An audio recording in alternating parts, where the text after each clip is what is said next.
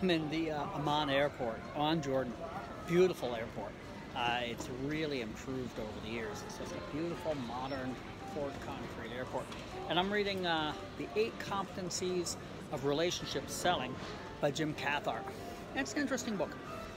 So on the one hand, I'm not a big fan of the rah-rah type books, you know, that sort of say, well, you know how you're going to make your money? You're going to make your money by working harder than everybody else, so get up an hour earlier and work 15 minutes longer and all that, which to a large extent this is what it is. On the other hand, a lot of people like, need, benefit from those type of books. So from a perspective of that type of books, this is a very good one, okay? And it tells you really in detail, you know, what I do like about different books and different courses and stuff, and you find a lot here, is it basically breaks down everything you're supposed to be doing and tells you, gives you a few ideas how to improve it, plus it sort of motivates you to try and improve it. Okay, so in that instance, that's the type of thing that I like to do. I like to take a look at things, break them into little pieces, and then say, well, how do I improve this? How do I improve this? How do I improve this?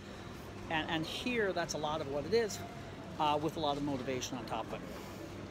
There are a couple of other things that I find very interesting. So one thing that a lot of people overlook is targeting, okay? What do I mean by targeting is, well, how much time am I going to spend trying to identify the right prospect to talk to, and how much time am I going to spend talking to different prospects who might not be the right one? And I think most people have the wrong ratio. I'd rather spend an hour trying to find the right prospect and never talk to the wrong prospect. And he talks about that in here, which is really good, sort of targeting the right prospects.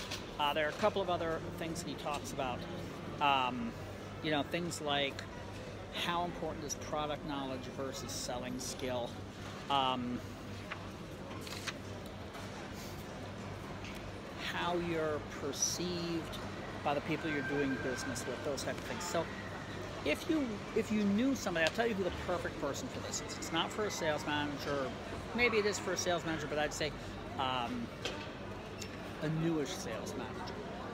But if you have a sales guy you know who's been selling something for a few years, doing pretty well, and is now going into bigger ticketed items that require more of a relationship. Or, for instance, you might know somebody who's doing really well understanding the product side of things. And now where it really needs to work on is building relationships, okay? A lot of the people I know, they're strong on relationships and they're soft on process, right?